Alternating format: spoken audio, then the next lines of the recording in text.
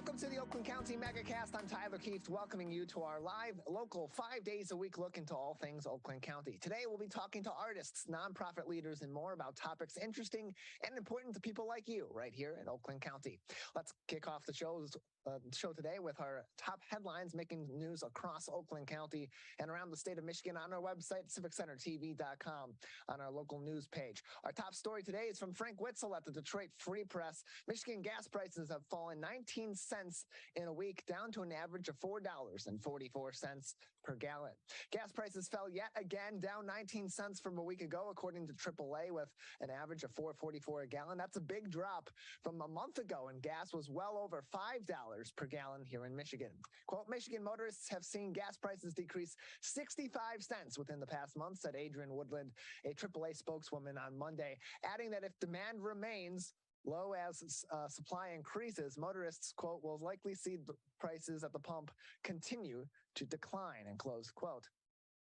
Gas is still $1.16 per gallon more than it was this time a year ago, but one Biden senior official has predicted gas prices will fall to about $4 a gallon nationally.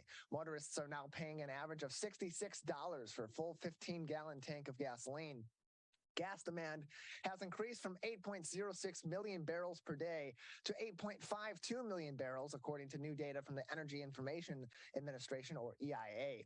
The rate is 800,000 barrels a day lower than last year and is in line with demand for mid to July of 2020, when COVID-19 kept folks from traveling.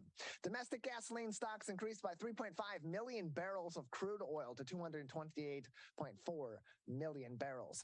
Compared to last week, Metro Detroit's average daily gas price has also decreased.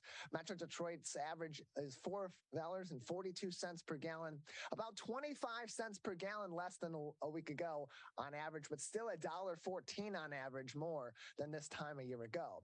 The most expensive gas prices in the state at this time are in Marquette, $4.80 per gallon, Traverse City at $4.62 a gallon, and Ann Arbor at $4.55 per gallon. The least expensive gas prices in Michigan at this time: Benton Harbor, $4.34 per gallon, Grand Rapids, $4.38 a gallon, and Flint at $4.38 per gallon as well. Earlier this week, Amos Hochstein, a special presidential coordinator for international energy affairs, said on CBS's Face the Nation that he expected gas prices, quote, to come down towards $4, and closed quote. He also added, quote, this is the fastest decline rate that we've seen against the major increase in crude oil prices during the war in Europe, where one of the parties is the world's third largest producer of oil, that referring, of course, to Russia. Also making headlines on our website and on civiccentertv.com on our local news page from the Detroit News' Kalia Hall. Parents are sharing cash-saving tips for a quote-unquote more difficult back-to-school prices going into this year's school year. Michigan parents are feeling the pinch at the register, but getting creative to send their kids back to school with new supplies amid record high inflation. Parents across the country expect to pay 8% more per child this back to school season, which is the second largest spending event for families, according to a recent study from Deloitte, a leading audit, consulting, tax, and advisory services company. A National Retail Federation study also found that parents expect to spend more this year and are cutting back in other areas to get what their kids need. Nonprofits, private businesses, and schools recognize parents' concerns with inflation at a 40-year high, according to the latest Bureau of Labor Statistics data. In June, the Consumer Price Index rose 9.1% from a year ago. That's the largest increase since November of 1981. Between food, shelter, and gas, those are the top contributors to the rise in inflation. But with school start dates around the corner, supply costs from pencils to pants are at the top of parents' minds. Experts and parents say there are several ways to keep the costs down. Among them include buying in bulk and dividing supplies with other households, hitting the dollar stores first, buy school clothes later in the fall when those same items will go on clearance. Ask employees if they know of any upcoming sales and keep mind of those. Check out garage sales as well. Follow stores on social media to watch for any sales that they may be giving that are exclusive to social media or general to the community. Search for coupon codes as well. Save receipts in case items are reduced immediately after purchase, so you can seek a refund if the difference if the store policies allow you to do so. Preparing for more need is also being addressed in our communities as well. Nonprofits, businesses, and districts are recognizing the need for donated supplies that need may be greater this year with inflation, and are trying to meet those needs as well. The Pontiac School District is preparing for a mass handout of school supplies next month as part of its annual back-to-school rally, where the district gives out about 4,000 donated backpacks and supplies. A few years ago, the district also started a care closet program to provide toiletries and uniforms and school supplies to families throughout the year, since some items purchased at the beginning of the school year may need to be replaced. Quote, "You might not have the money to go back and get more, and we don't want our families to ever feel in a position where their students couldn't come to school or wouldn't be able to be effective in class because they weren't able to have what they needed, be it a calculator, a backpack, or something else," said Heidi Hedquist, Director of Communications and Community Relations for the school district. She continued on by saying, quote, "Even as far as coats, we have a number of partners who donate coats to us every year for families who may be in need of a winter coat," and closed quote. Boston Community Development, a Detroit-based nonprofit, expects to see an increase in demand for its annual supply-filled backpack giveaway because of the economic situation and because more students are planning to return to the classroom after a virtual hiatus during the COVID-19 pandemic. The nonprofit has also started collecting from corporations, recently receiving 300 backpacks. The goal is to deliver 600 backpacks this year, up from 400 usually given out in the past. We're, quote, "just trying to do our best to counter the needs," and close quote, said Raphael Moston, founder of the nonprofit. Continuing on, Raphael Moston said, quote, "Whatever we can do to help with that," and closed quote. Businesses like H.W. Kaufman Group, a Farmington Hills-based insurance company, are also stepping up to help. The agency is donating 500 backpacks to Variety, the children's charity of Detroit, for students in Pontiac. Quote, "We always support education overall, so it's kind of like one of the tenets of our charitable giving. It's just matched really nicely," said Danny Kaufman, president of Burns and Wilcox, a subsidiary of H.W. Kaufman Group, continuing on by saying, quote, "We're always looking for other ways to help, and especially now with costs, I think the community needs more support. Hopefully, more companies will step up also." In terms of the impact, overall back-to-school costs will rise from about 6% from last year and 24%, almost a quarter, from 2019 to an estimated $34.4 billion this year, which is both the result of inflation and pent-up demand. Of all the back-to-school costs, clothing and accessory purchasing is expected to increase the most this year by approximately 18%. After 2 years of virtual classrooms, parents are looking to spend more this year on new clothing for the return of in-person instruction. Meanwhile, technology spending will drop about 8%, according to Deloitte. Parents plan to make the best of the back-to-school shopping season for their kids by dipping into savings and using credit where needed. Nearly 40% of consumers interviewed in a National Retail Federation study said that they plan to cut in other areas to cover back-to-school costs. Based on the results from a survey of 7,830 consumers, the NRF estimates that this year's spending will match 2021's record high of $37 billion, with families planning to spend an average of $864 on school items. That's $15 more than last year and $168 more on average than that of 2019. Total spending is up $11 billion from 2019 also, according to the study. With the inflation pressures, retailer sales events are likely to play an important role in back-to-school shopping experiences for parents and students alike. More than 60% of parents in the NRF study said they would shop Amazon's recent Prime Day deals. 31% will shop online deals at other retailers, and about 20% will look for in-store offers. Lewis, one of the single moms of 3 in Detroit, who was interviewed in this article from the Detroit News, with one child going off to college, another in high school, and the youngest in 5th grade, said they will be looking for deals. She said she'll be rummaging through clearance sales, seeking price-matched programs, and using reward offers. She's taken up a gig job also as a Lyft driver in order to help cover those higher costs. Quote, "The prices that we are used to seeing are not what we're seeing," Lewis said. "We used to be able to get the 24-pack of crayons for 25 cents, and they're doubled now, and that's on sale. So even the sale prices are higher than the regular prices used to be." That full article with even more details, even more interviews with parents and school officials and others from nonprofits across the state of Michigan addressing this issue is linked in that article on our website, civiccentertv.com, on our local news page. Finally, making headlines on our local news page from Eric Ingalls at MLive. In sports news locally, the Detroit Pistons are going back to the past, heading back to the 90s and bringing back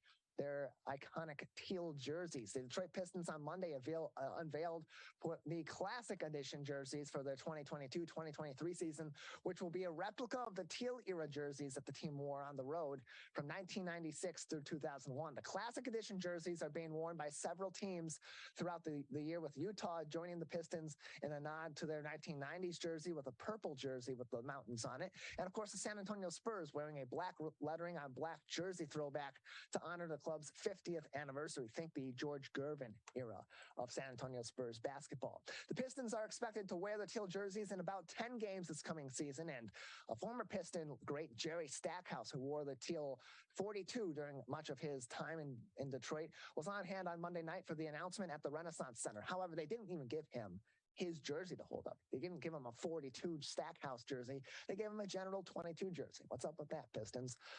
Quote, the teal jerseys represent a quote-unquote colorful time in Pistons basketball and NBA history, said Pistons Chief Business Officer Mike Zavodsky in a statement released on Monday. Continuing on, he said, quote, we are thrilled to reintroduce the teal to a new generation of basketball fans and can't wait to see this version of Detroit basketball suit up in them, and closed quote.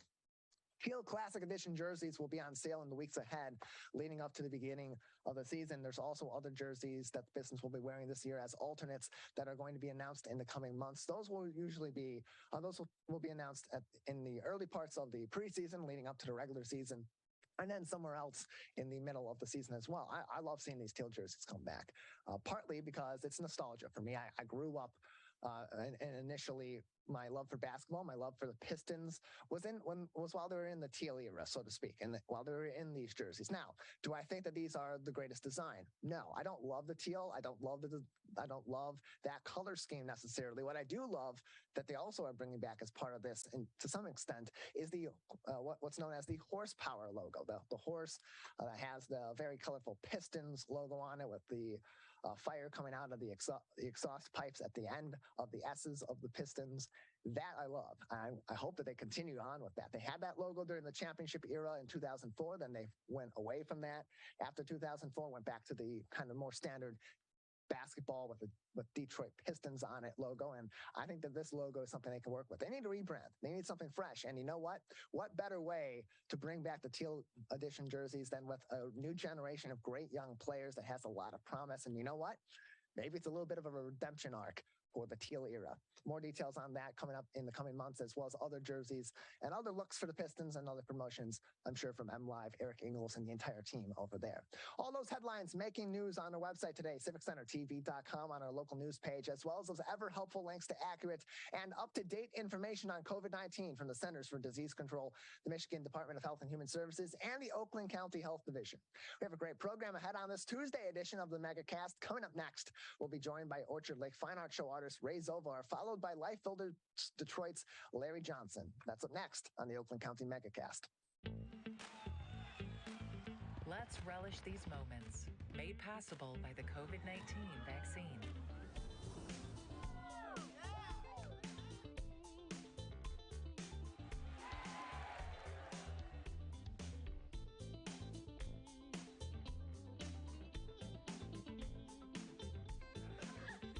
Keep the festivals going by keeping yourself protected and your COVID-19 vaccines up to date.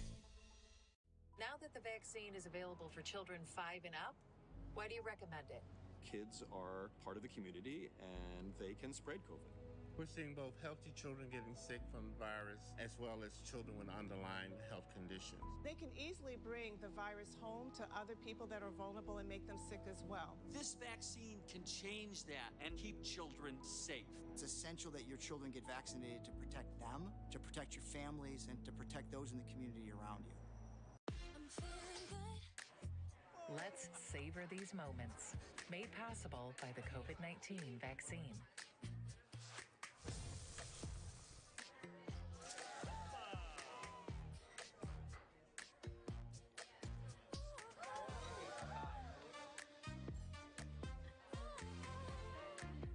Keep the dining out going by keeping yourself protected and your COVID-19 vaccines up to date. Can I ask you a question? Why do you want to get the COVID-19 vaccine? I don't like getting sick. the virus will die? It will be easy to not catch it. Keep my family safe and keep playing soccer. Because I love being vaccinated. What's your hope for everyone? I hope everybody gets the vaccine. To keep safe and strong. Be happy, having fun everywhere. Everyone stay safe and hope you get the vaccine.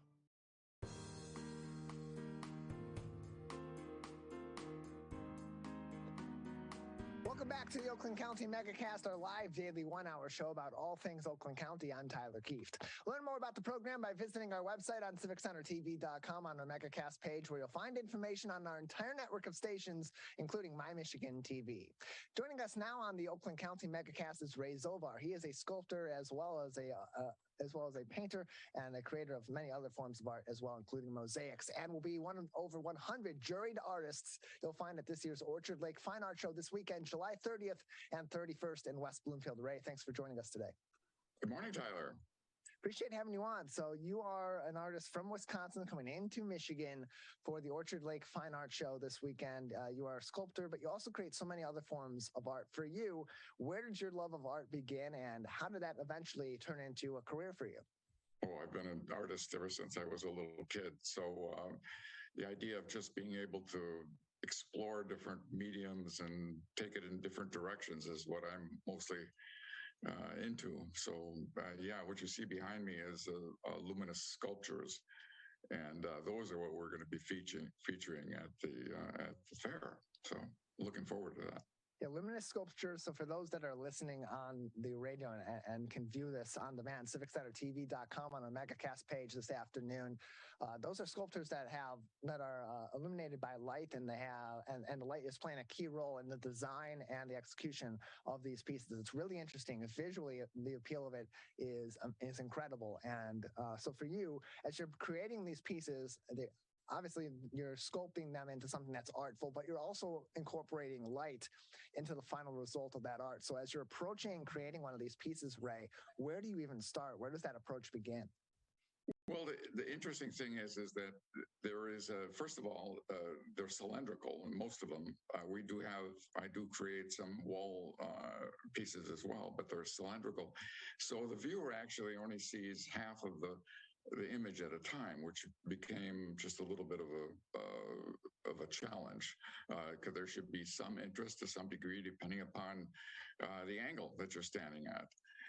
But the interesting thing about it is the interplay between the LED, RGB, which is red, green, blue,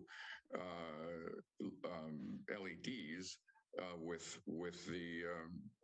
the paintings.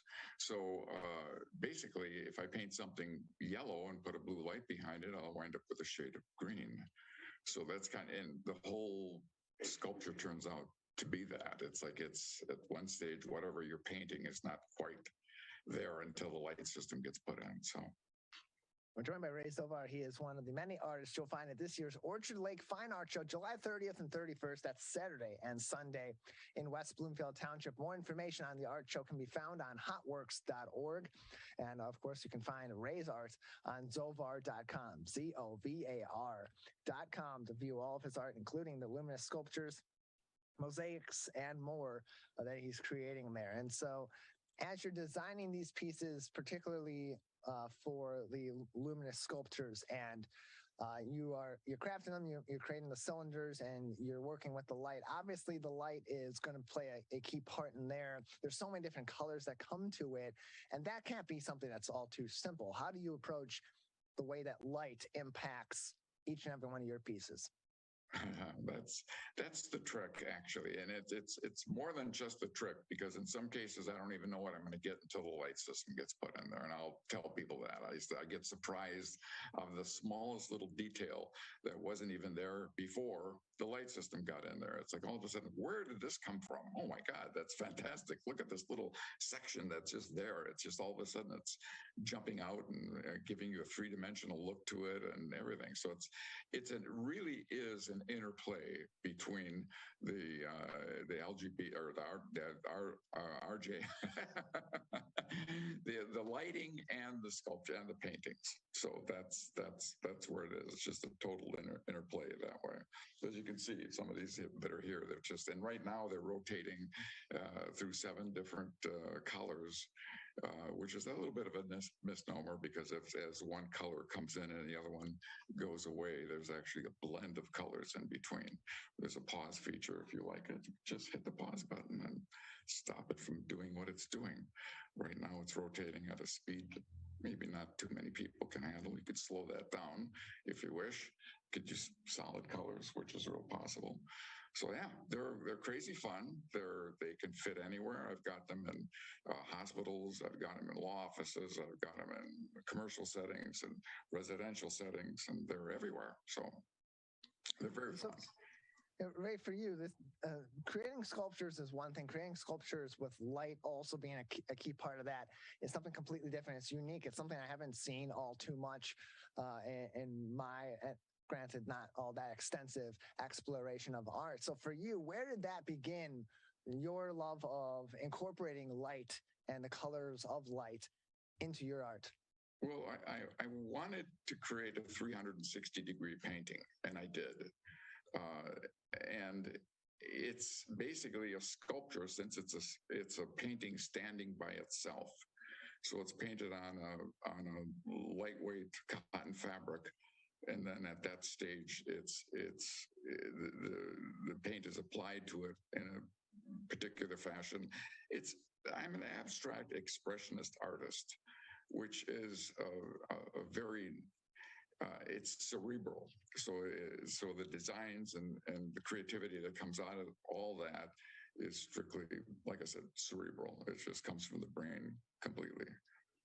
So when did you start making these illuminated sculptural paintings? It's been about 9 years ago, I think, I believe. Let's see, to give you an idea.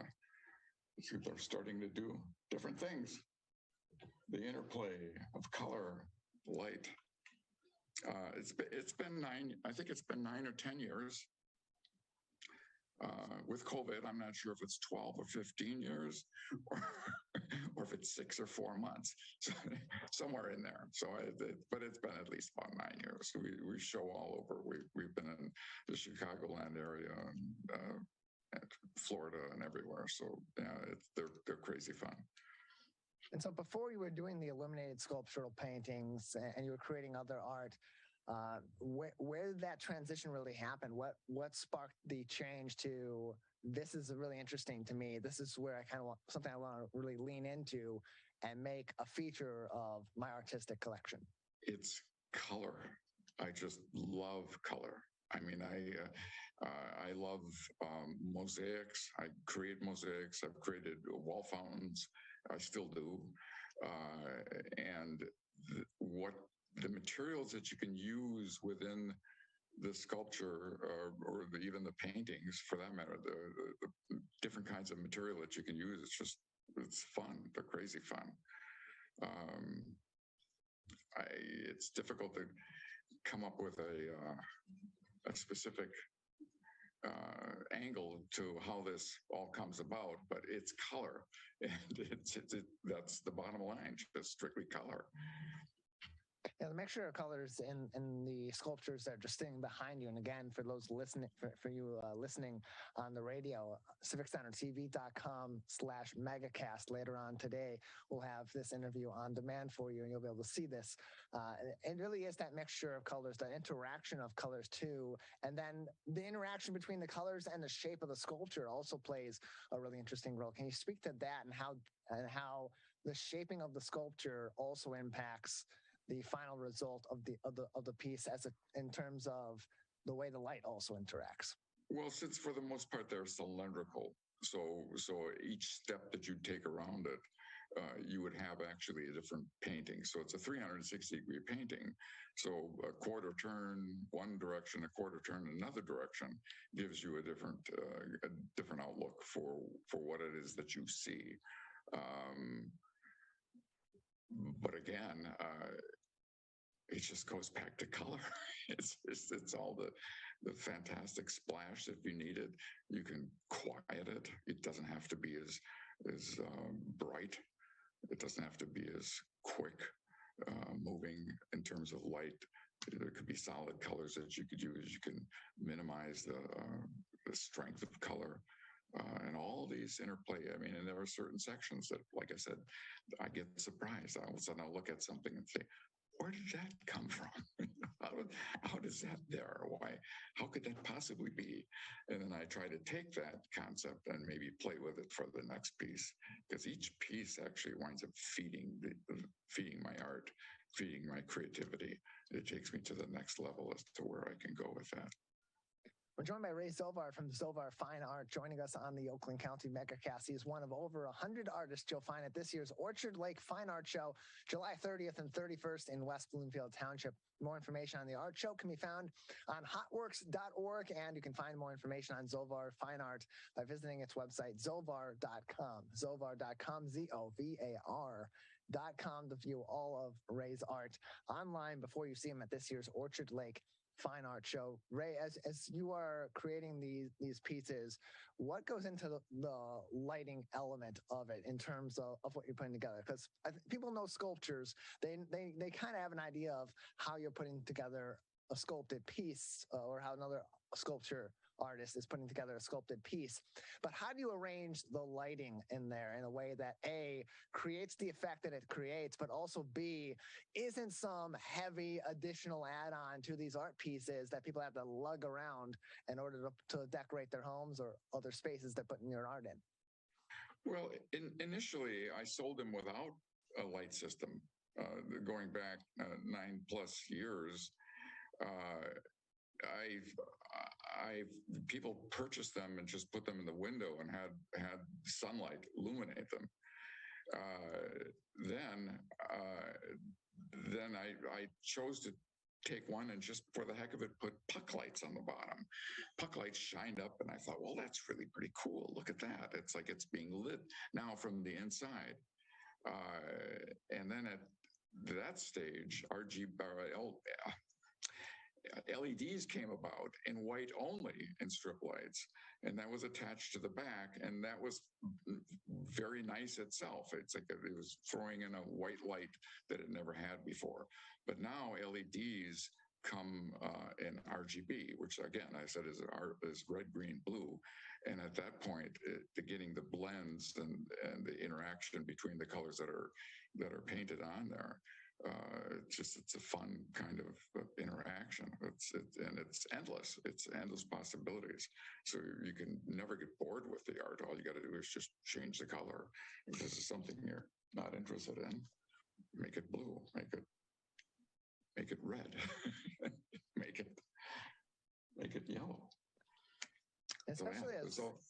Especially as technology advances, does that make it easier for you too to create these pieces and give that sort of customizable effect to it for your customers, for those that are buying your art, and have them then take a little bit of control over what the final piece looks like? Yes, I basically tell this to everybody that it's interactive. You can interact with your art, so you can never get bored of it. Just simply push the button, change the color. It's really pretty simple. It's actually, the simplicity is just there. It's just change it. We're joined by Ray Zovar on the Oakland County Megacast. You'll find him at this year's Orchard Lake Fine Art Show Saturday, July 30th, Sunday, July 31st on Powers and Daly Road, literally on the roads. They're closed off. Don't worry, it's safe. In West Bloomfield, just off of Orchard Lake, heading south toward M10, the Lodge in West Bloomfield Township. You can find more of Ray's art on his website, zovar.com, zovar.com, ZOVAR.com. And learn more about all of his art, including the Luminous Sculptures, but also mosaics, acrylic paintings, and more on his website. And you'll find him at this year's Orchard Lake Fine Art Show. Ray, you're from Wisconsin. You're coming in to West Bloomfield for this particular art show. What about the Orchard Lake Fine Art Show as an artist attracted you to this particular show?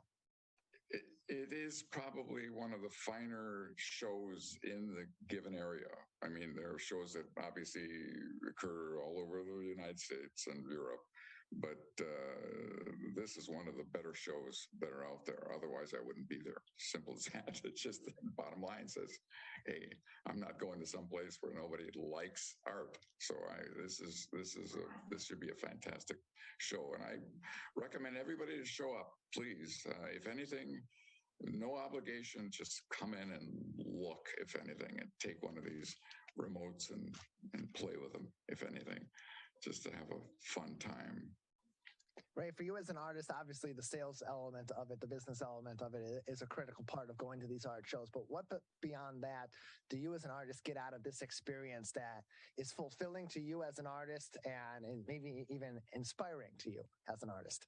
Well, what's really inspiring is the first word that generally comes out of everybody's mouth when they either turn the corner, walk past my booth, is they say, wow. and it's a wow experience. Even people with very, very traditional tastes that have no interest in abstract expressionism will get the expression wow. It's just so fun, and that's actually what feeds me. It keeps me going. It's so nice to be able to create something that is so appealing to so many people from all ages. Seriously, so it's wonderful to be able to put something out in the world that we know is going to be there for the next billion. That's the other thing too, is I create the materials that I use. I look for longevity. I want to make sure that this is going to be here for the next millennium. So I want to. I look for products that are light fast. They're not going to fade. They're going to be there for a long, long time. And the interesting thing about LEDs is they're good for 50,000 continuous hours of use. And I think they just put that number on to have an end date, not that they expect one. And everything can be either replaced if need be, or if there's something new in the market that we don't even know about at this stage of the game, it can all be changed. Strip lights will be around forever. So it'll be they're good for longevity. Zovarart.com is the website for more information on Ray Zovar's art. And you can also find him at this year's Orchard Lake Fine Art Show, Saturday, July 30th, Sunday, July 31st in West Bloomfield Township, just off of Orchard Lake Road, heading south toward M10 on Powers and Daly Road in West Bloomfield. Ray, thank you for joining us today. Thank you very much, Tyler. Appreciate it. Stop in at the show. Hotworks.org for more information, as well as to purchase tickets in advance for this weekend's Orchard Lake Fine Art Show. Let's take a break on the Oakland County Megacast. When we come back, restoring a beloved Detroit neighborhood. This is the Oakland County Megacast. Now that the vaccine is available for children 5 and up, why do you recommend it? Kids are part of the community and they can spread COVID. We're seeing both healthy children getting sick from the virus as well as children with underlying health conditions. They can easily bring the virus home to other people that are vulnerable and make them sick as well. This vaccine can change that and keep children safe. It's essential that your children get vaccinated to protect them, to protect your families, and to protect those in the community around you. Let's savor these moments, made possible by the COVID-19 vaccine.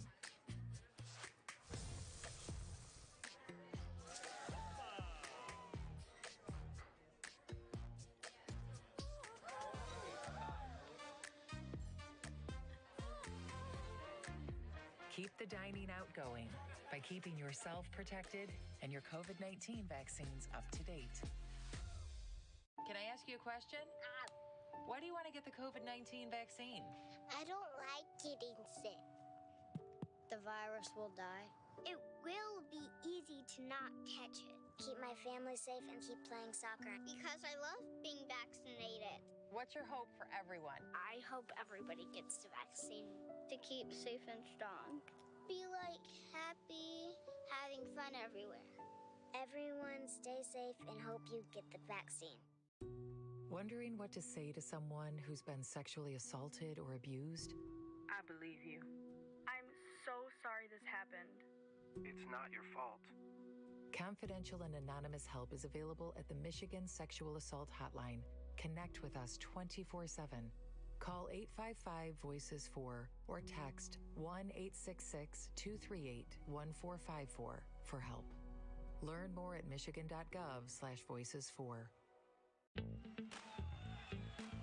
Let's relish these moments, made possible by the COVID-19 vaccine.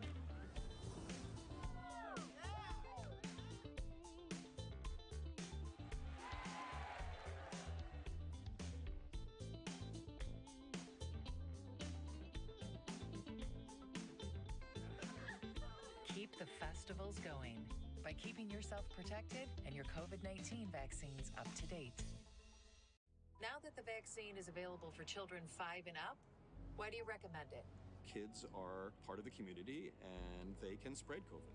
We're seeing both healthy children getting sick from the virus as well as children with underlying health conditions. They can easily bring the virus home to other people that are vulnerable and make them sick as well. This vaccine can change that and keep children safe. It's essential that your children get vaccinated to protect them, to protect your families, and to protect those in the community around you. Let's savor these moments, made possible by the COVID-19 vaccine.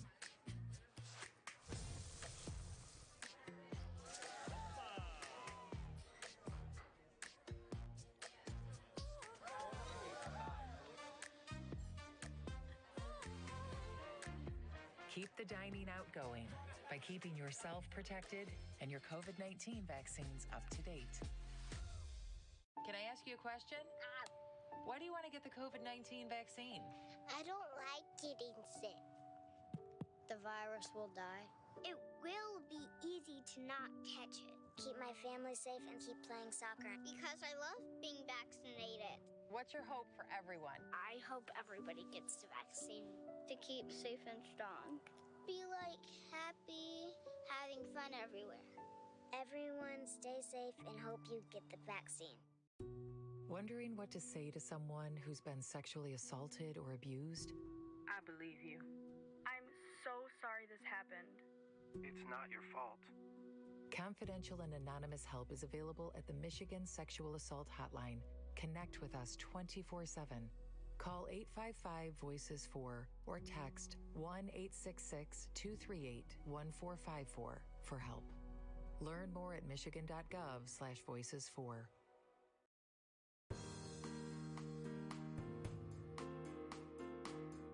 Welcome back to the Oakland County Megacast, our live daily 1-hour show about all things Oakland County. I'm Tyler Kieft.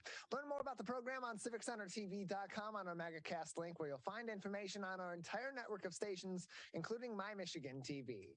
Joining us now on the Oakland County Megacast is Larry Johnson. He is the Executive Director of Life Builders Detroit, a nonprofit aimed at restoring the Regent Park neighborhood in Detroit. Appreciate you joining us. Hey, it's a delight to be here, Tyler. It's Larry Johnson, by the way. Larry little Johnson. typo there.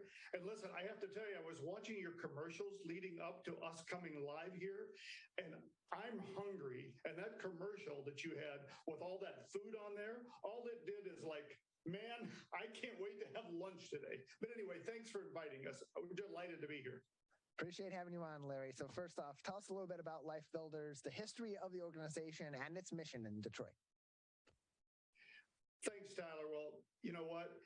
Maybe some people don't like to do interviews because they're a little nervous and they wonder what to say. But I got to tell you, I'm so geeked about what we're doing, what the Lord called us to 17 years ago, that I love to share, what's happened and how we got here. Well, short story is because, we have a lot of ground to cover in a short period of time. My wife and I felt called to do something significant with our lives about 20 years ago. And we said, you know what, maybe we should just do something here in Detroit. There's a lot of despair and hopelessness. Maybe if we gave our life to this and accept a calling on our life by the Lord Jesus, maybe we can make an impact. Well, here we are today. With a community that's been revitalized and transformed in many ways. We have a vibrant affordable housing program where we have purchased residential and commercial properties in excess of 80. We've developed an early childhood education center in the community, state of the art. We have programs from infants all the way through seniors in our community. We do Mishta housing programs to provide people with an opportunity to get minor home repairs done that they wouldn't normally be able to get done. We run a summer camp, which we're in the middle of right now. We have 80 kids that went to our summer day camp. They are currently now away in an overnight camp, which is really exciting for many of them. We also have a teen workforce program where we have 25 teens that we're mentoring in a work environment throughout the summer. And you know, one of the exciting things as a result of the work that we've done, Tyler, is this. Because of the work we started to do so many years ago, it got the attention of the city of Detroit.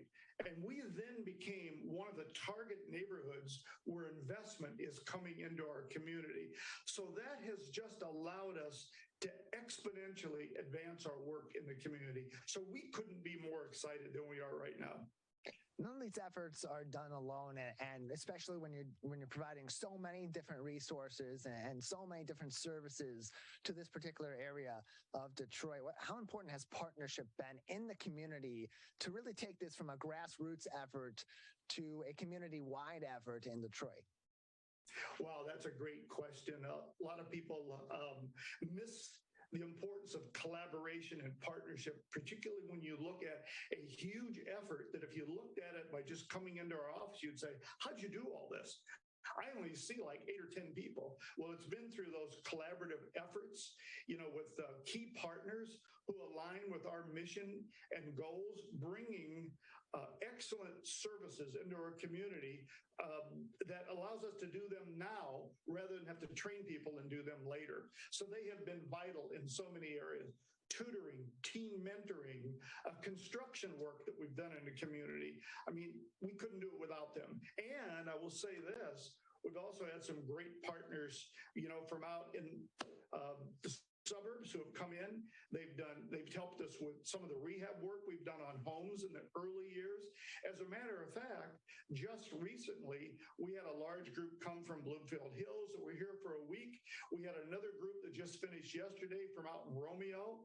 And all of this just helps us to do more work less expensively so that we can leverage the donor dollars we get to really advance the critical mission issues. And by the way, you might be interested in this. It's important to have goals, you know, and to have targets issued. Our goals in our strategic plan, if you read it, are this: 300 houses, $30 million in investment, and 300 youth significantly impacted by our work. Those are our goals for 2025. Now, if you'd have asked me, was that feasible? Did we think of that 10 years ago? No. But as a result of all the attention that's been given to work we're doing in the community, all this now is really feasible. We have seen the blessings of the Lord Jesus fall on us in ways we never imagined.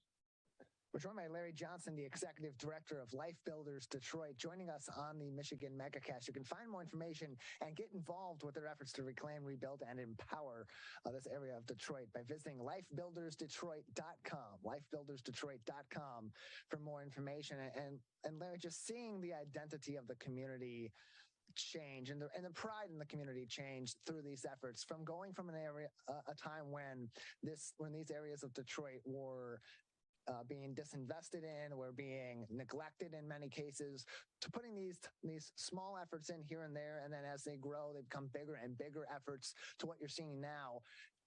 Take us along the journey of how each of those different moves and each of those different eras of the work of Life Builders has brought something new to the community while restoring that pride that was there in the past.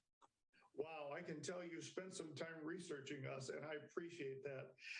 Our mission is to restore dignity and bring hope, you know, to all of Region Park. Now that's 10,000 residents, 3,000 homes, and we know that there are slightly less than 2,000 youth that are 18 years of age and younger.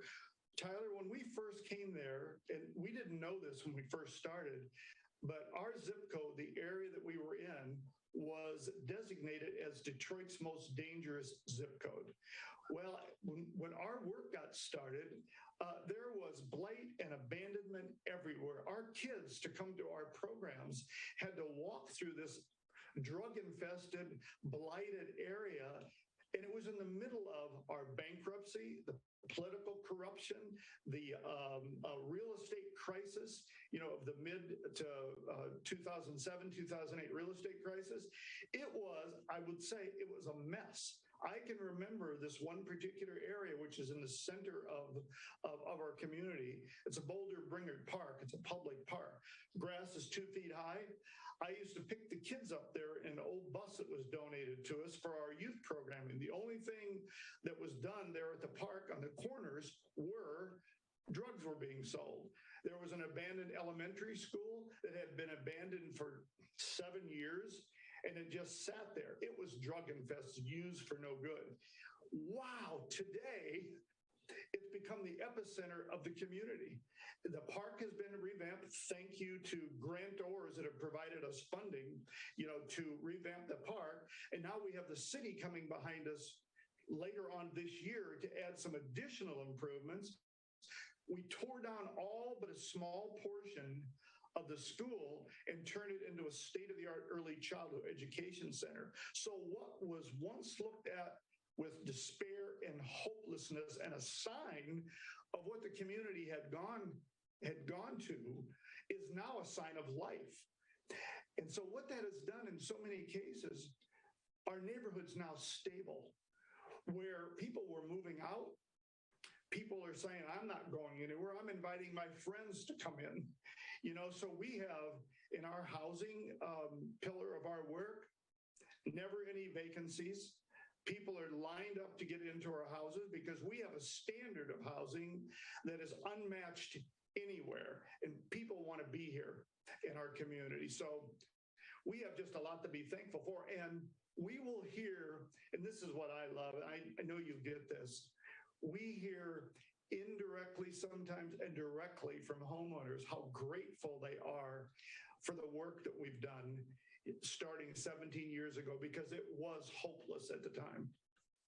We're joined by Larry Johnson, Executive Director of Life Builders Detroit, joining us on the Michigan Megacast. And what's great about these efforts is that it's been an effort to restore the community as the community was meant to be and as the community was before those times of hopelessness. You're not necessarily doing what so often happens when cities are quote unquote rebuilt or brought back, and so to speak, of we're remaking this, we're going to redesign everything in this neighborhood. We're going to take it over. We're going to, frankly, gentrify the neighborhood. And the people that were there that did call this home, they're not going to call it home anymore. Your efforts have clearly been tracked on maintaining this neighborhood's identity and giving the people that live in this area of Detroit the hope that they deserve and the resources that they've had neglected upon them for so long. And that's what's great about this, is it's really been, and correct me if I'm wrong, centered on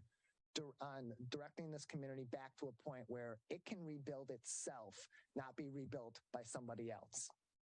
Boy, Tyler, that's a keen observation. That's exactly what's happening. After about 5 or 6 years, we really saw the community start to take ownership again of the transformation. You'd see people working in their yards, making improvements themselves on their homes. It was all became an effort of all of us working on the transformation, working with the city to get houses torn down, putting speed bumps in to avoid this.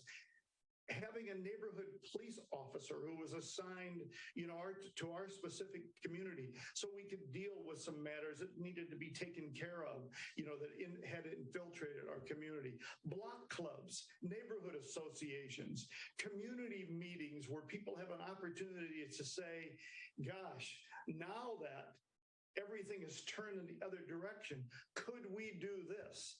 Is this possible? Maybe we can all come together and do this. So there's hope here today like there never was. When I drive around the community, and I did just again the other day, I'll drive around and see where the houses are that we have rehabbed and sold, where our rental properties are in the community, fields that we've renovated. It's a very emotional time for me because I just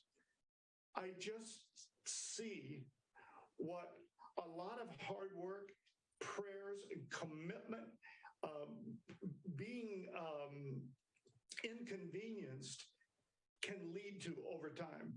The community has, in fact, changed. It is now returning to what it was some 20 years ago. You used the word when we first started, disinvestment. Oh my gosh, we had nothing back then. And when my wife and I moved from Grosse Pointe into the community, we saw what that looked like with lack of city services, including response to EMS calls. I mean, just garbage pickup, that sort of thing. It was absolutely deplorable. Now, you can read about it, you can watch it, you can hear it, you can read a news article, but to actually experience it, that gave us new light, perseverance, and determination that we were going to do what we could to come alongside everybody and encourage them so that that community could once again be what it was. Because you may recall in your research, or found in your research, Tyler, that at one point in time, this was referred to as the Gold Coast. Police officers, teachers, firefighters all lived in this area. Three-bedroom brick bungalows. The neighborhood is absolutely beautiful. And then the perfect storm hit and everything began to happen. But we're on the rebound and we're excited about it. Well, Larry, we appreciate you joining us and telling us more about this and for coming on. And of course, for all the efforts that you and everyone else involved with Life Builders are doing to restore this community in Detroit. Thank you, Tyler. I do want to say, to help us with our ministry expense that we do in the community, I'm excited to tell you, and I'm wearing it today, we just launched a few days ago an apparel line. So I invite people, because 100% of the profits from the apparel line go to help our youth ministry in the community. So that can be found on our website, and I invite people to head there and pick up a piece. Yeah, glad to be with you. Well, we appreciate you being on with us, Larry, and we appreciate the time that you take in your city, in the city of Detroit, to restore the Regent Park neighborhood and help so many people in the community stay in the community and make that their home so much more comfortable and a nice place to live. Appreciate it. We're going to take a break on the Oakland County Megacast. When we come back, we'll kick off the Michigan Megacast with Ansar Khan from MLive talking about the Detroit Red Wings. This is the Michigan Megacast. Let's relish these moments, made possible by the COVID-19 vaccine.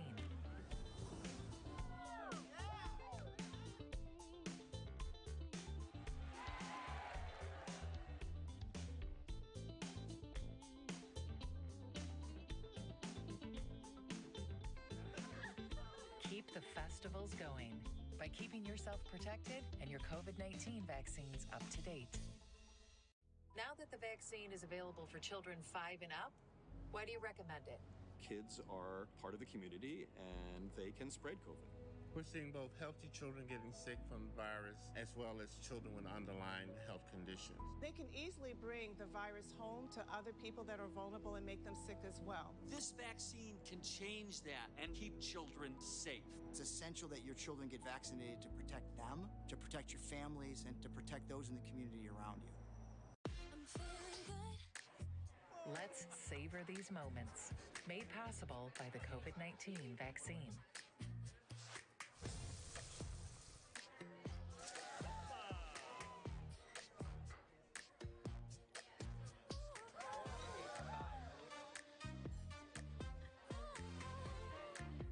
Keep the dining out going by keeping yourself protected and your COVID-19 vaccines up to date. Can I ask you a question? Why do you want to get the COVID-19 vaccine? I don't like getting sick. The virus will die. It will be easy to not catch it. Keep my family safe and keep playing soccer. Because I love being vaccinated. What's your hope for everyone? I hope everybody gets the vaccine to keep safe and strong. Be like happy, having fun everywhere. Everyone stay safe and hope you get the vaccine. Wondering what to say to someone who's been sexually assaulted or abused? I believe you. I'm so sorry this happened. It's not your fault. Confidential and anonymous help is available at the Michigan Sexual Assault Hotline. Connect with us 24/7. Call 855-VOICES-4 or text 1-866-238-1454 for help. Learn more at michigan.gov/voices4.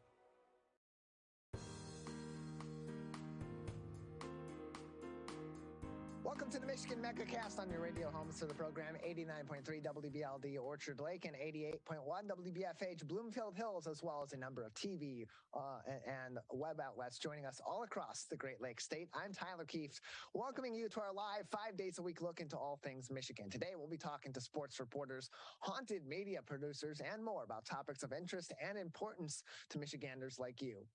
Learn more about the program on our website on civiccentertv.com on our Megacast link, where you'll find information on our entire network of stations, including My Michigan TV.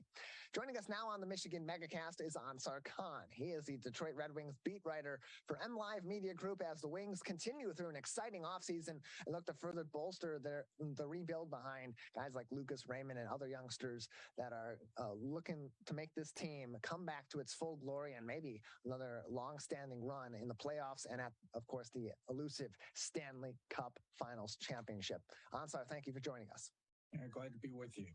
Appreciate having you on. So the last time we spoke, the Red Wings had just let go of head coach Jeff Blashill. They, of course, at this point in time have completed their head coaching search following the NHL playoffs and the Stanley Cup Finals. They announced that they were going to be hiring assistant coach Derek Lalonde from the Tampa Bay Lightning, where Steve Yzerman was, of course, the general manager before coming back to the Detroit Red Wings.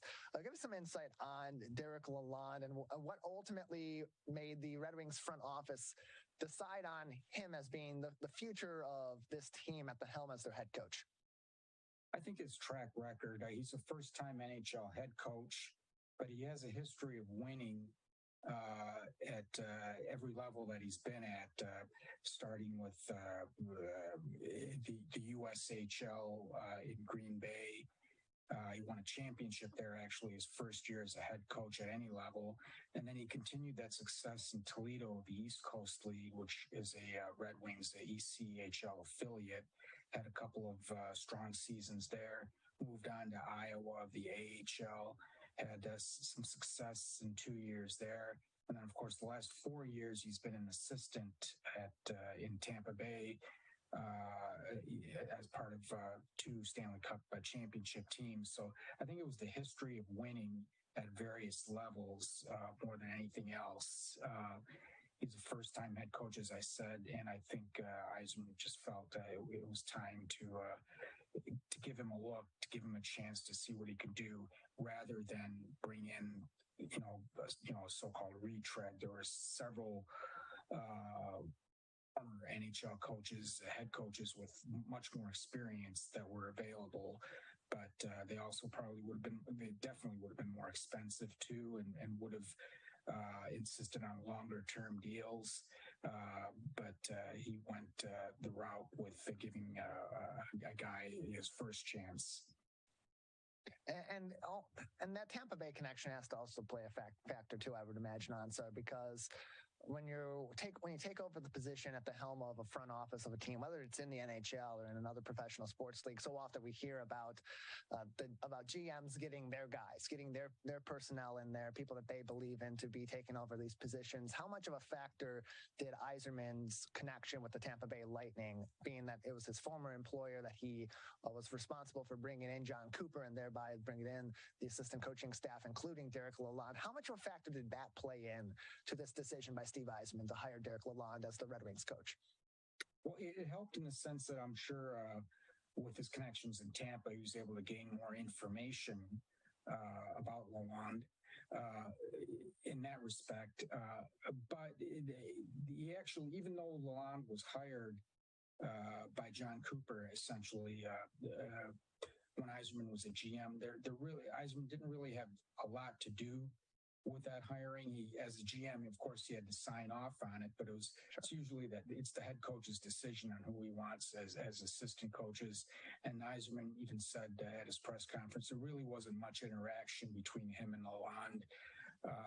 Lalonde joined the Lightning, there just isn't between the assistant coaches and the GM. And plus, that was also the year that Eisman was transitioning out of Tampa Bay. So he had relinquished the GM duties to Julian Breezeblatt, and he was just staying on as a consultant, basically. So there really wasn't much interaction. So he really doesn't know, or he didn't know before this process, a whole lot about Derek Lalonde other than his history of previous coaching stops. Having had that connection and had those conversations that you have within the Red Wings organization, and it kind of goes back to what we had talked about after Jeff Blashill was fired and the Red Wings were beginning this coaching search. So often what you see is there's that pendulum swing between a more laid-back players coach and then goes to the other side, a more hard-nosed, my way or the highway kind of coach. We've seen that in so many situations, even within the Red Wings organization in the past, whether it be the transition into Mike Babcock taking over as the head coach of the Red Wings, or even going from Babcock to a guy like Jeff Blashill. What is Derek Lalonde's demeanor and his coaching style from your conversations with guys within the organization, especially since his hiring just a few weeks ago? Well, he's got that so-called players coach label to him.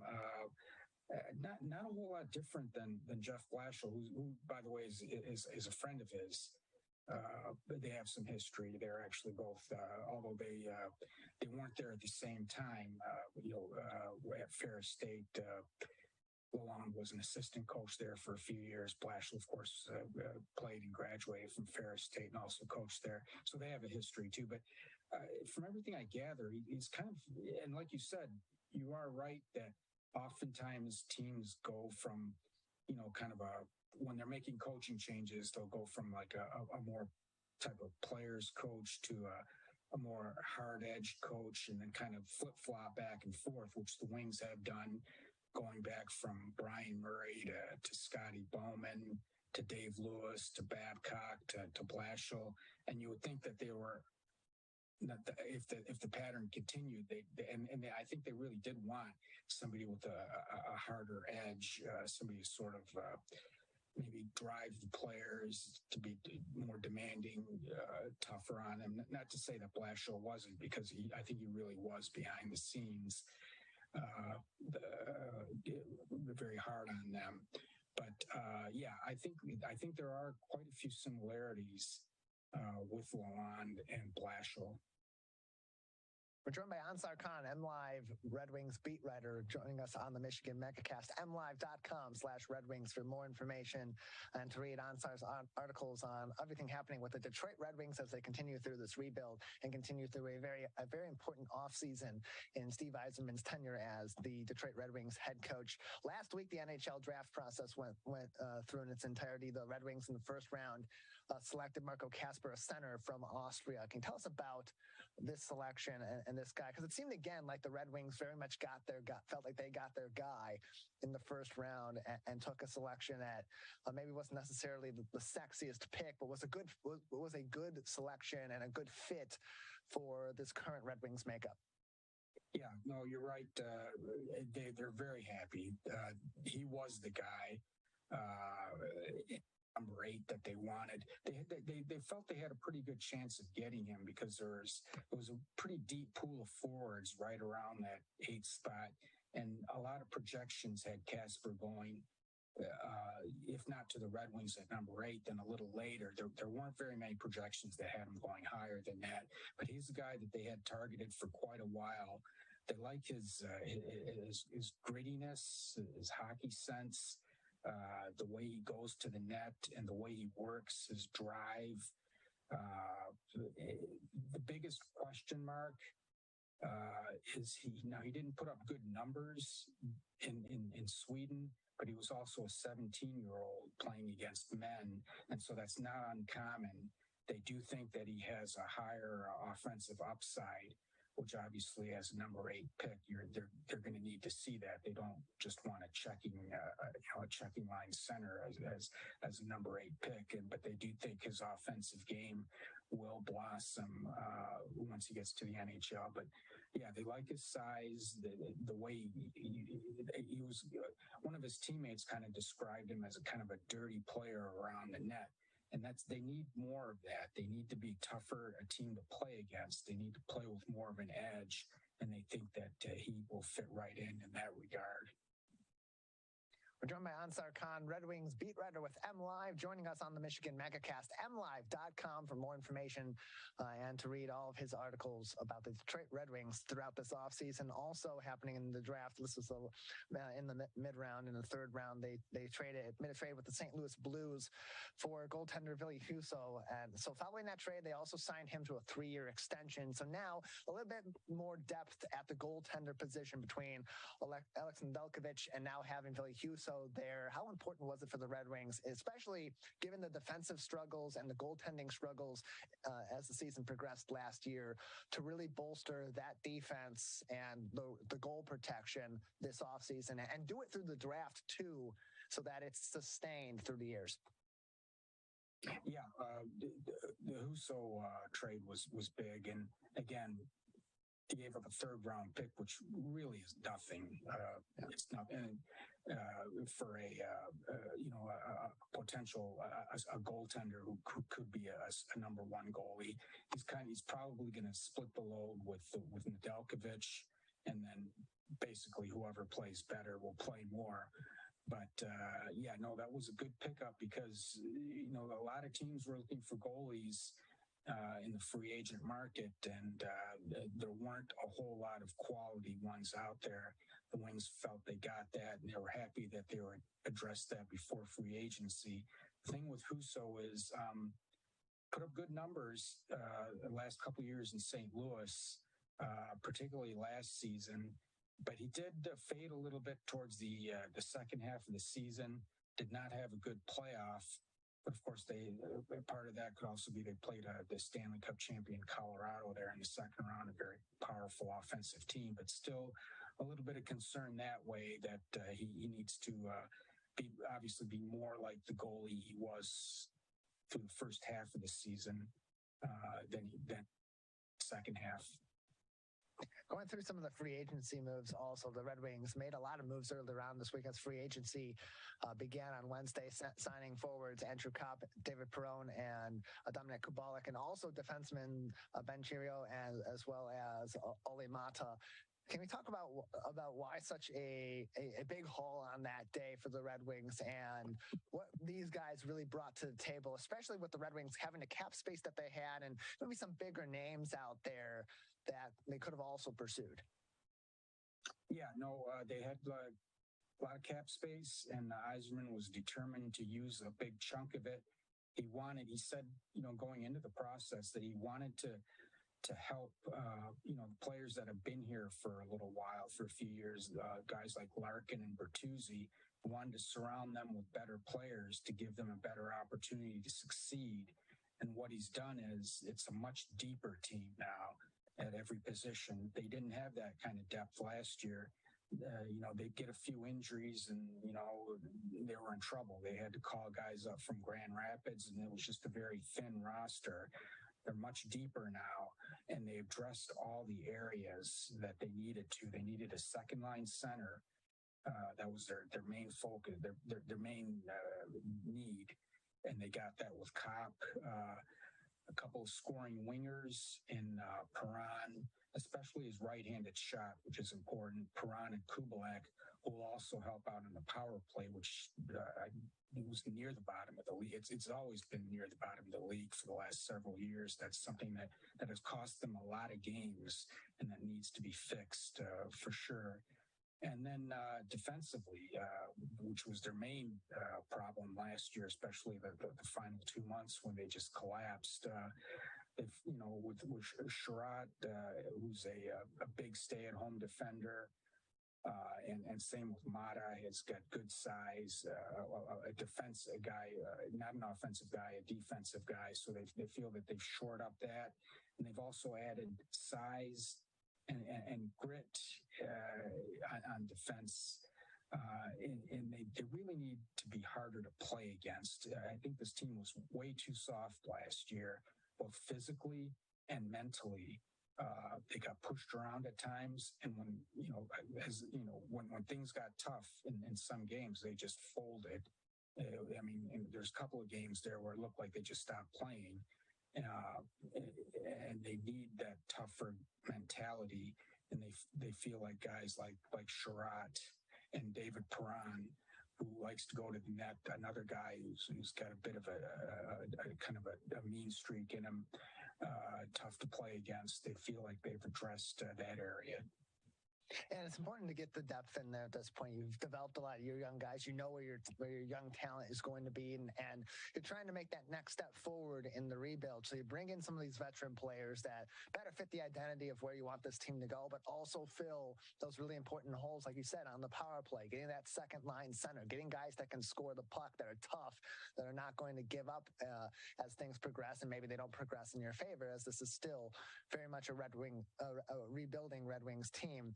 That being said, as you're at this point in the rebuild, you can get kind of that itch going into another third year of the Yzerman experience here to make a big splash with all that cap space and go get a guy like a Johnny Gaudreau, who was, of course, with the Calgary Flames, eventually ended up signing instead with the Columbus Blue Jackets, a 7-year, $68 million contract. Did the Red Wings have interest in Gaudreau, or at least more particularly any serious interest in Gaudreau? He's an immensely talented player. It's someone that would be a decent fit for this team. Was there legitimate interest in him, and where do those conversations maybe go? No, not the least bit. Too expensive, not their primary need. A winger, basically, was as simple as that. Now, they did have interest in Nazem Kadri. As far as I know, he hasn't signed anywhere. I don't think, unless he did it today. He's still out there. Maybe he'll re-sign in Colorado, but he would have been a good pickup as a second line center, providing combination scoring and that grittiness, the tough to play against element. But of course, he would have cost a lot more, and he's a little bit older too. I think he's 31. He was a guy that they were interested in. Not so much Gaudreau because of the cost and the term that it would have cost to get him, and plus the winger was not their primary focus.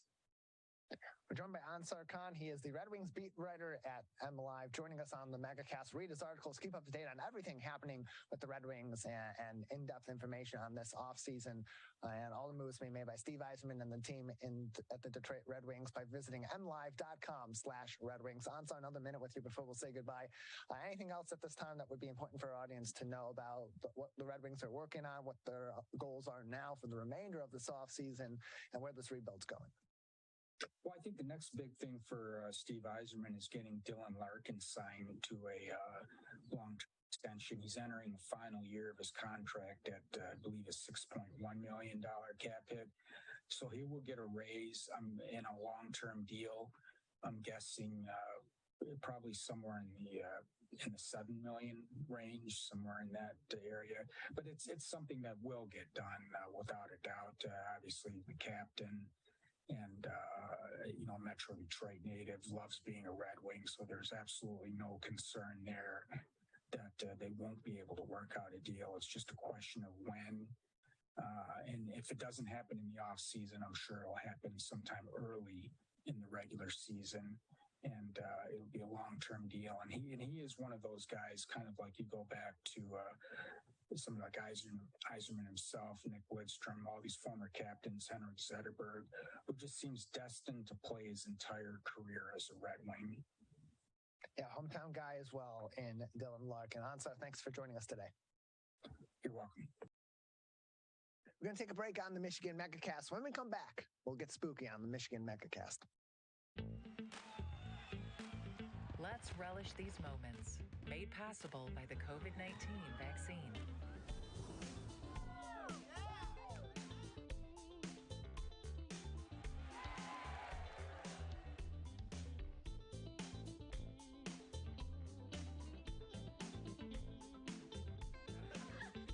Keep the festivals going by keeping yourself protected and your COVID-19 vaccines up to date.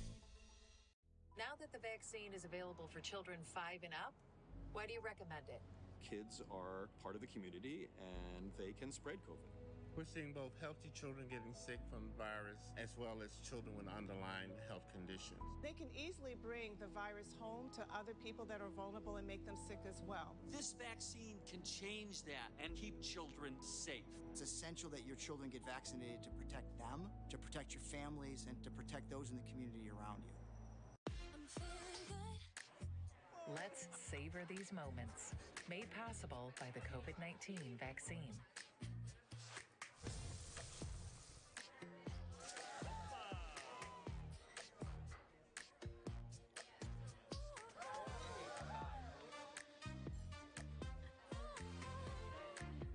Keep the dining out going by keeping yourself protected and your COVID-19 vaccines up to date.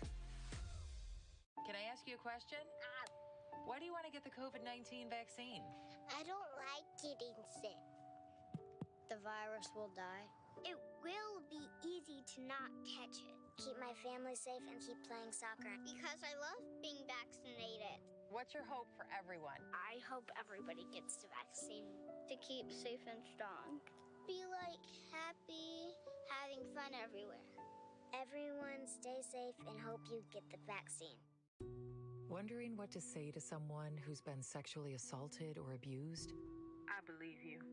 I'm so sorry this happened. It's not your fault. Confidential and anonymous help is available at the Michigan Sexual Assault Hotline. Connect with us 24/7. Call 855-VOICES-4 or text 1-866-238-1454 for help. Learn more at michigan.gov/voices4. Let's relish these moments, made possible by the COVID-19 vaccine.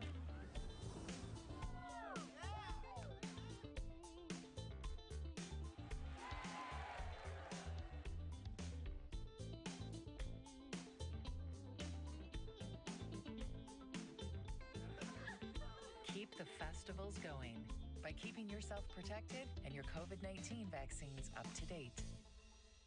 Now that the vaccine is available for children 5 and up, why do you recommend it?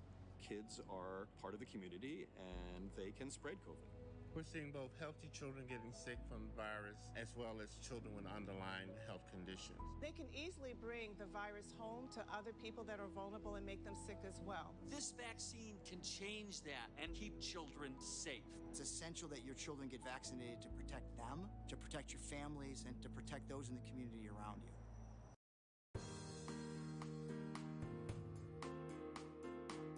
Welcome back to the Michigan Megacast, our live daily 1-hour show about all things Michigan. I'm Tyler Kieft. Learn more about the program on civiccentertv.com on our Megacast link, where you'll find information on our entire network of stations, including My Michigan TV. With us now on the Megacast are Dennis and Maggie Hagan, owners of 13th Floor Haunted Media. Dennis, Maggie, appreciate you being with us today. Hello. Hello. So glad to have you with us. First off, tell us about your production company, your 13th Floor Haunted Media Productions. What are some of the different videos or other projects that you work on there? We've got a paranormal series out on our own streaming platform that you can look up. We also are working on other projects like on TikTok, and we also working on other paranormal documentaries after this one that we're working on gets released. So certainly in the last 10 years or so, the paranormal side of media has really taken a big jump, and there's been a lot of people that have gotten into that as a result of hit movies. Certainly Paranormal Activity about 10 years ago or so, we'll go over that, was a big hit, and that inspired so many people. For you, for the two of you, Dennis and Maggie, when did you get into haunted media and producing paranormal content for people that enjoy it?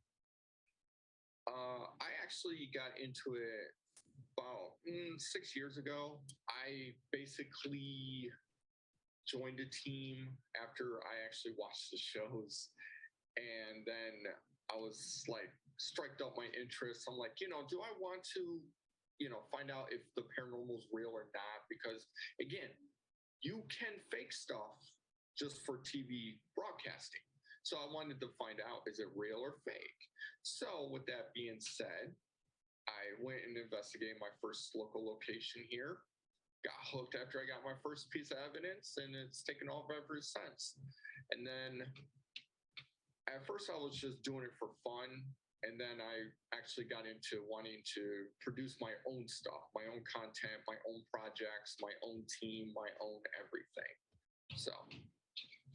So you got into it to see, is it real or fake? Is it real or fake? Ours is real. Yeah, ours is real. we actually own over 100 haunted artifacts in our basement. Actually, off to our left. It's in a room off to our left. We have haunted objects. We have, Bibles, dolls, high chairs. We even have a very demonic entity that's attached to a doll. People try to compare us to Ed and Lorraine Warren, but we don't consider ourselves Ed and Lorraine Warren by far. So how do you determine, how do you come into contact with these haunted artifacts and this evidence of paranormal activity in our local area or in areas that you're investigating? What brings you to them? The haunted artifacts, people actually get a hold of us. They basically reach out to us. And I also have a friend that lives in Florida. Him and his team pull out haunted artifacts. And they usually reach out to us like, hey, do you want this? Do you not want this? But our biggest goal is we want to open a haunted museum here in Toledo for everyone to come and experience the objects for themselves. The other thing too is that we also investigate our collection live on TikTok. So everybody witnesses the evidence like for themselves live. Now, what got us into creating Paranormal Series is because in a way, I was tired of people seeing shows investigating the same locations over and over and over. And there are other locations out there, and we have touched other locations that have never been investigated before. And we've caught really good evidence from them. Like the Ypsilanti Museum. That right there, because it's going to be on our third season, because we've been filming our third season this year and filming part 2 of our documentary that we're releasing this year to our part 1. But the Ypsilanti Museum, I'm telling you, is the most haunted location so far that we have investigated. It was crazy, and my wife will tell you she cannot forget about it. It's stuck in her head. That's how crazy it was.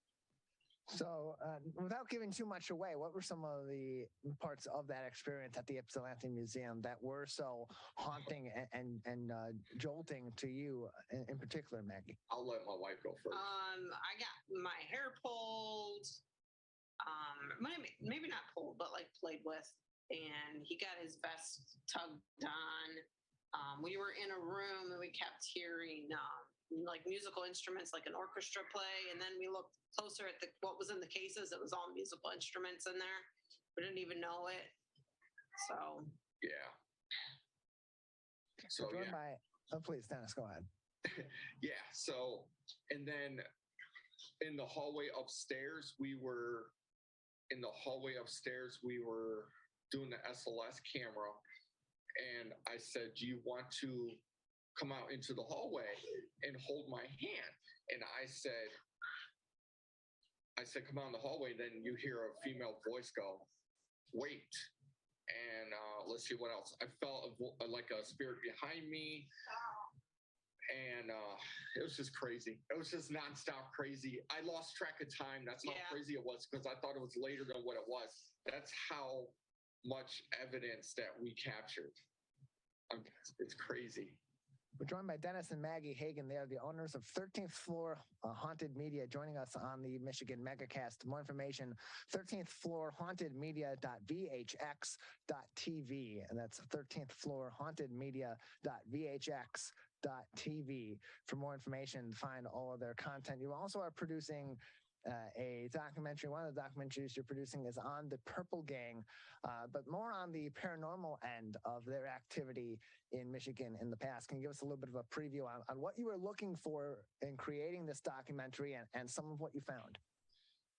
So when I decided to do this documentary on the Purple Gang, I was just researching locations in Michigan, and we came across the Dory Hotel.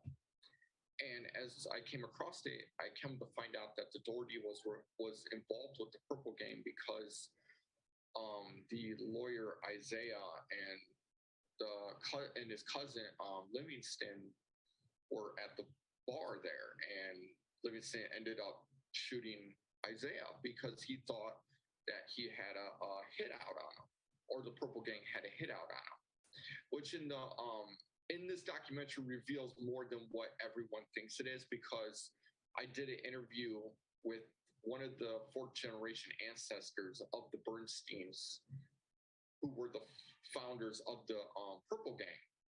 So he goes more in depth into what all led up to that and everything. So I then, after I found all that out, I did more research, come to find out that the Purple Gang had a lot of ties in Michigan. So I was like, well, I've seen plenty of documentaries on the Purple Gang, and no one's ever did a paranormal side of one. So I was like, you know what? I want to do a paranormal side of one. I want to research some locations that they used, or well known that they used. So like the Leisure Hour was one in Albion, Michigan, and Cops and Donuts in the Dory. So the Leisure Hour has a history of Sam Bernstein and Louis Fletcher, and they both were pretty much partners. They used the Leisure Hour as a chop shop to basically cover up their criminal activity, that they would go and rob safes and take them upstairs in the attic and crack them open, and then they would take the evidence and take it over to their dad's junkyard that sat like candy corning of the shop.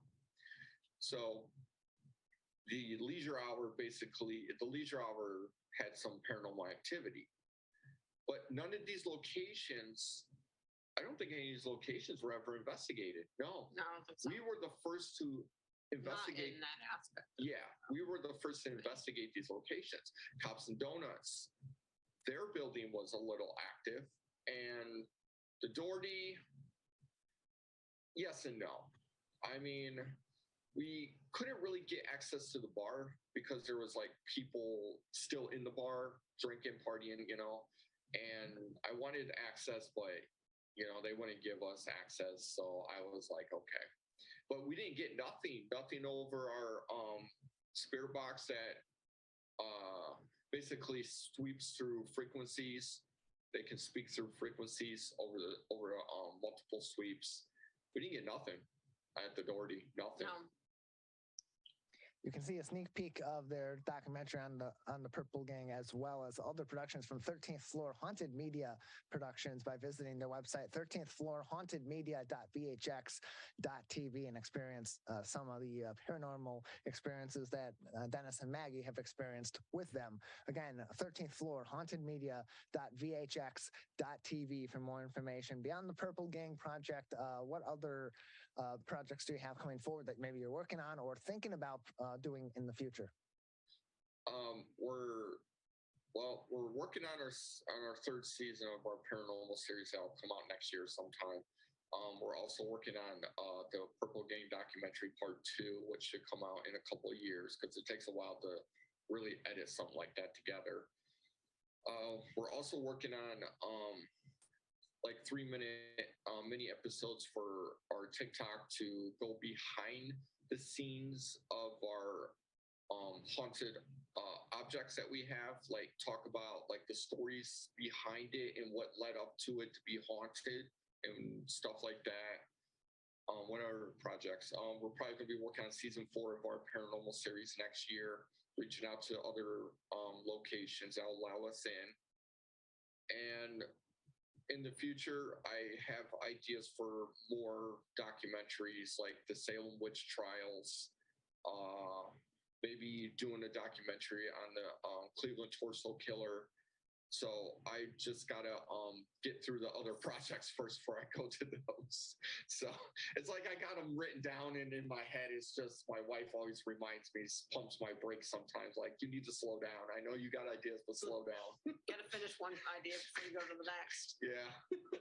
So 13th floor hauntedmedia.vhx.tv for more information and keep up to date on all their programs, including their currently 2 seasons of Awaken the Unknown and more to come. Dennis, Maggie, thank you both for joining us. Thank you for having us. Thank you. Appreciate having you on. Let's take a short break on the Michigan Megacast. When we return, we'll be joined by the Care House of Macomb County. This is the Michigan Megacast. Let's relish these moments, made possible by the COVID-19 vaccine.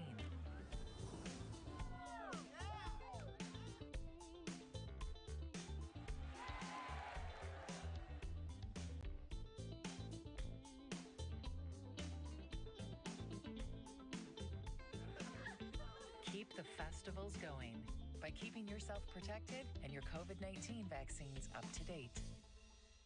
Now that the vaccine is available for children 5 and up, why do you recommend it? Kids are part of the community and they can spread COVID. We're seeing both healthy children getting sick from the virus as well as children with underlying health conditions. They can easily bring the virus home to other people that are vulnerable and make them sick as well. This vaccine can change that and keep children safe. It's essential that your children get vaccinated to protect them, to protect your families, and to protect those in the community around you. Let's savor these moments, made possible by the COVID-19 vaccine.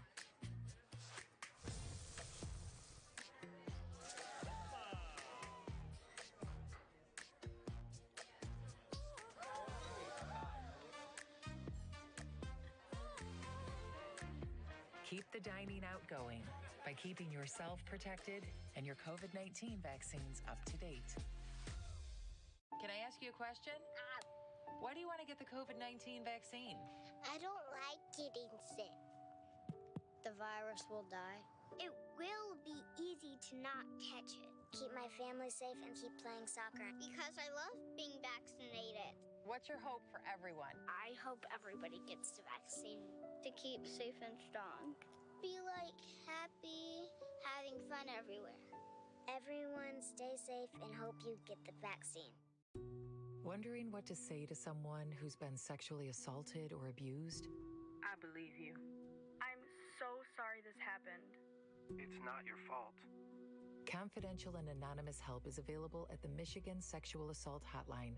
Connect with us 24/7. Call 855-VOICES-4 or text 1-866-238-1454 for help. Learn more at michigan.gov/voices4. Let's relish these moments, made possible by the COVID-19 vaccine.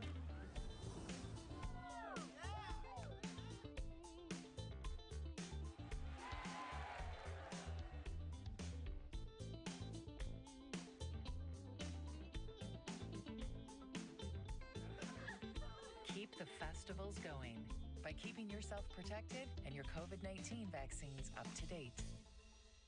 Now that the vaccine is available for children 5 and up, why do you recommend it? Kids are part of the community and they can spread COVID. We're seeing both healthy children getting sick from the virus as well as children with underlying health conditions. They can easily bring the virus home to other people that are vulnerable and make them sick as well. This vaccine can change that and keep children safe. It's essential that your children get vaccinated to protect them, to protect your families, and to protect those in the community around you. Let's savor these moments, made possible by the COVID-19 vaccine.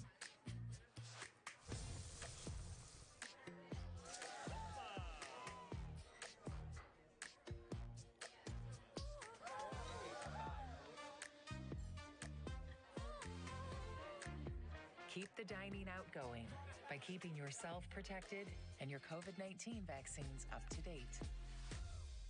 Can I ask you a question? Why do you want to get the COVID-19 vaccine? I don't like getting sick. The virus will die. It will be easy not catch it. Keep my family safe and keep playing soccer. Because I love being vaccinated.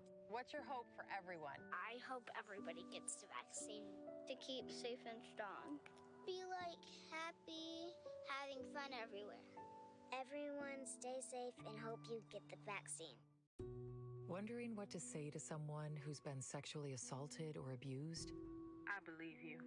I'm so sorry this happened. It's not your fault. Confidential and anonymous help is available at the Michigan Sexual Assault Hotline. Connect with us 24/7. Call 855-VOICES-4 or text 1-866-238-1454 for help. Learn more at michigan.gov/voices4. Let's relish these moments, made possible by the COVID-19 vaccine.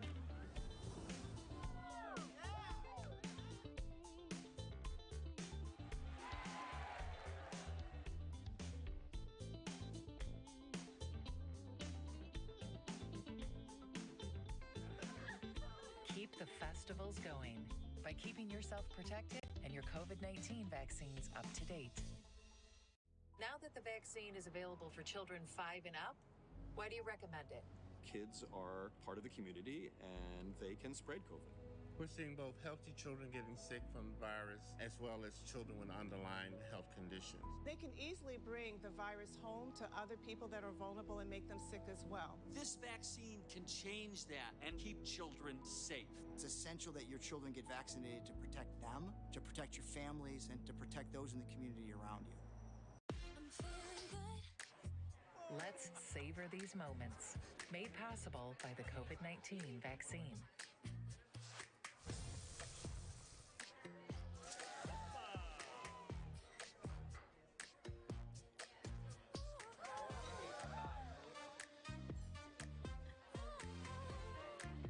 Keep the dining out going by keeping yourself protected and your COVID-19 vaccines up to date. Can I ask you a question? Why do you want to get the COVID-19 vaccine? I don't like getting sick. The virus will die.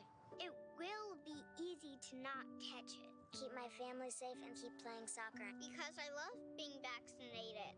What's your hope for everyone? I hope everybody gets the vaccine to keep safe and strong. Be like happy, having fun everywhere. Everyone stay safe and hope you get the vaccine.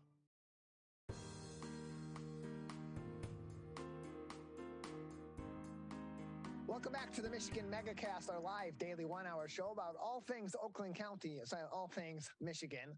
I'm Tyler Kieft. Learn more about the program on civiccentertv.com/megacast, where you'll find information on our entire network of stations, including My Michigan TV.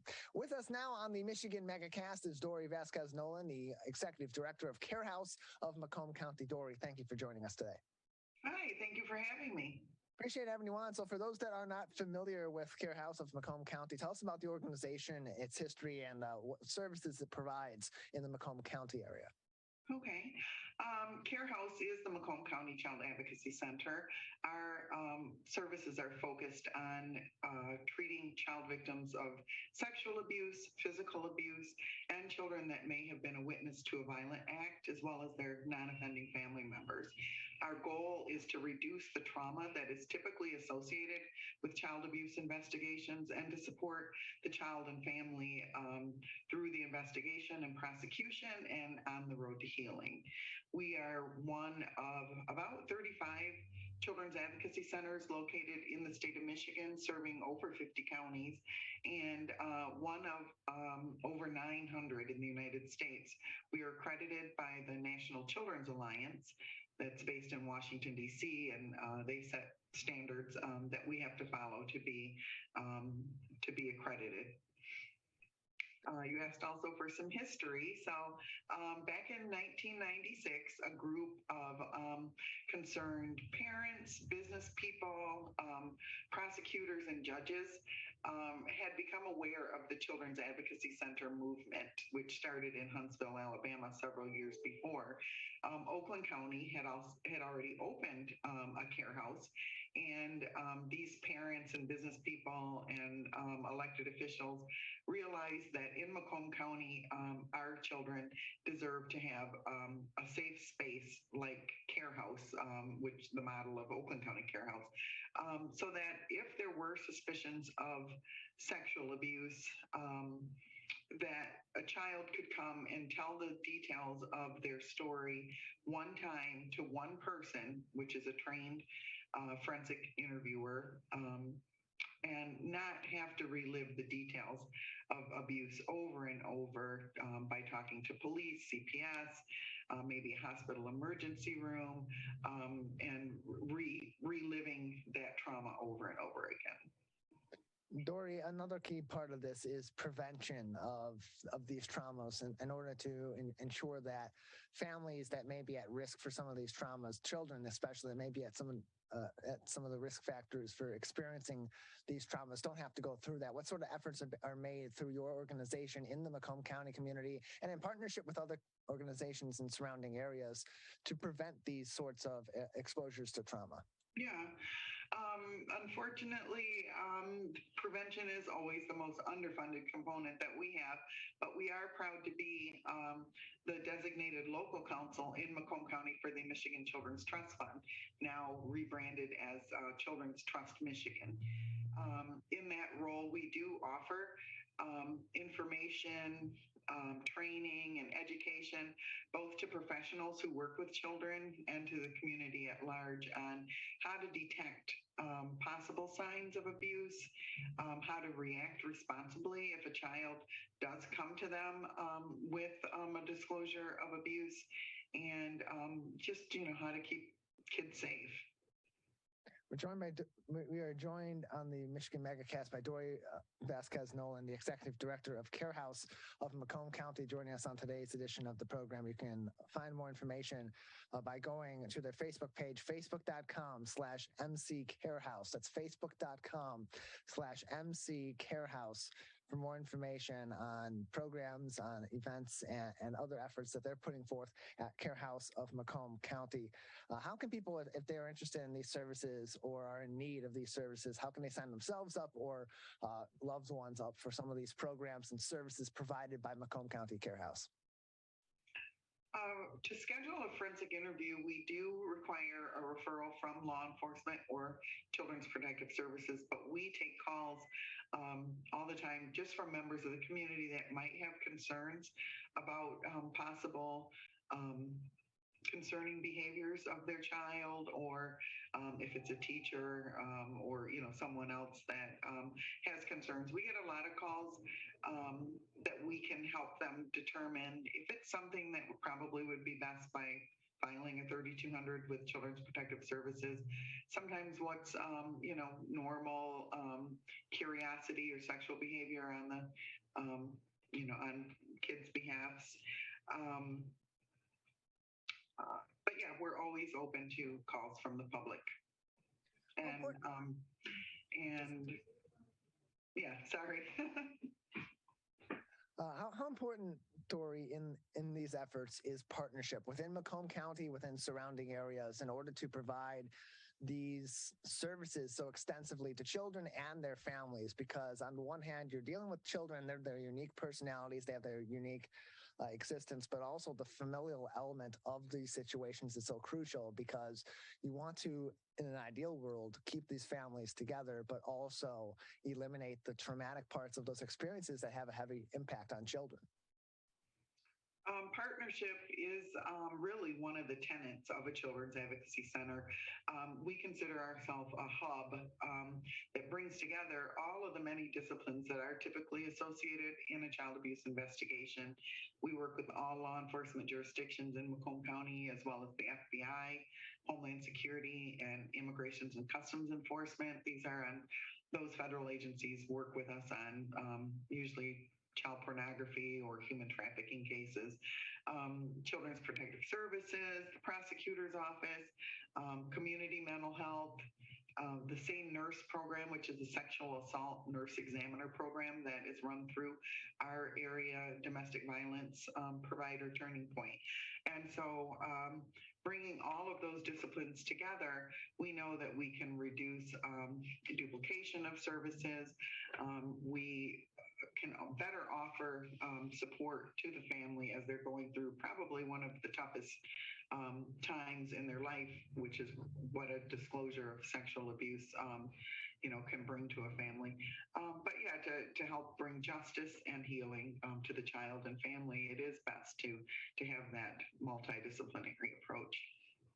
We're joined by Dorie Vasquez-Nolan. She is the Executive Director of Care House of Macomb County, joining us on the Michigan Megacast. More information can be found on their Facebook page, facebook.com/MCCarehouse. That's facebook.com/MCCarehouse for more information. Dorie, if people in the community would like to support Care House of Macomb County and the efforts that it's doing, or to provide other support that may be possible, what are some of the ways they can go about doing that? We are always looking for volunteers to help us with special projects, to help us with fundraising. And we do have a website, but it's under construction right now. So I appreciate you sharing our Facebook information. Through Facebook and the website, we do have links to donate to us. We also have links that are active for our wish list, which is on Amazon. And we also have a big fundraiser, our annual event coming up on Thursday, December 1st. It's called Christmas for Kids, and information will be able to be found on the Facebook page about that also. And that takes place at Cherry Creek, which is in Shelby Township. Again, the Facebook page, MC Care House. That's facebook.com/MCCarehouse for more information on everything happening with Macomb County Care House, including other programs that you can provide some assistance with, as well as information on fundraising and more to provide these services, these critical services to children and families in the Macomb County area. Dorie, just another few minutes with you before we'll say goodbye. We're joined by Dorie Vasquez-Nolan, the Executive Director of Care House of Macomb County on the Michigan Megacast. Again, the Facebook page, facebook.com/MCCarehouse. Dorie, what are some other, is there any other information at this time that would be important for our audience to know about Care House of Macomb County, or to keep in mind going forward as you continue to provide these essential services to people and families in the Macomb County area? I also wanted to just touch on, when you mentioned partnerships, that one of the biggest partnerships that we're grateful for is the partnership and community and support of our community. We know that when we opened in 1996, doing about 57 forensic interviews a year, until today, which is 26 years later, conducting over 800 forensic interviews for suspected child victims of abuse just here in Macomb County. We now operate out of 2 locations, our main location in Mount Clemens and a satellite center in the city of Warren. The services that we offer besides the forensic interview, which includes trauma-focused therapy sessions, child safety assessments, support groups, referrals to other needed community resources, access to forensic medical examinations. All of these things provided at no cost to the families we served are only made possible by the support of the community, and we're very grateful. Dorie, appreciate your time. Thank you for joining us today. Thank you. Again, more information can be found on the Care House of Macomb County Facebook page. That is facebook.com/MCCarehouse. Again, facebook.com/MCCarehouse for more information on Care House of Macomb County and all the programs, all the services they're providing, ways you can get involved, and more. Facebook.com/MCCarehouse. That is going to do it for this edition of the Oakland County and the Michigan Megacast. Just a few more minutes left on today's program. So while we wrap up, I want to give you all the information you need to know about everywhere you can find us and all the resources that we provide as part of the Megacast network of TV, radio, and other web outlets across the state of Michigan. Each and every day, you can find information on COVID-19 and other stories making headlines across the Great Lakes state on our local news page at civiccentertv.com. Click on local news at the top of the page.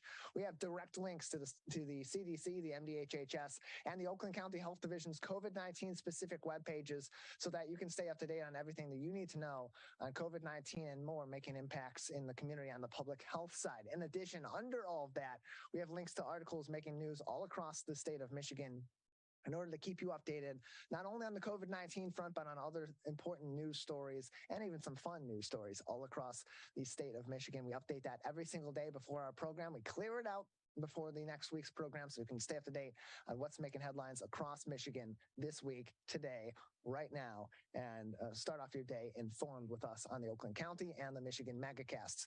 Go to our Megacast page where you'll find more information on all of our partnering TV, radio, and web outlets joining us from places all across the state of Michigan every single day, and learn more about their other original programming in the 22 hours of the day that they're not with us for the full marathon of the Oakland County and Michigan Megacasts. Oakland County hour, 10 a.m. until 11 a.m. Michigan hour, 11 a.m. until 12 noon every day. Find out more about all those partnering stations on our Megacast page, where you'll also find all of our shows and each individual interview on demand as well. Usually sometime in the mid to late afternoon is where you will find those on our website, civiccentertv.com/Megacast for all of that information. We have a number of people to thank each and every day today. I want to thank all the guests that joined us on this edition of the Oakland County and the Michigan Megacast. Of course, Ray Zovar, a sculptor, you'll find at this weekend's Orchard Lake Fine Art Show, as well as Larry Johnson, who joined us, of course, from Life Builders Detroit. Ansar Khan from M Live talking about the Detroit Red Wings.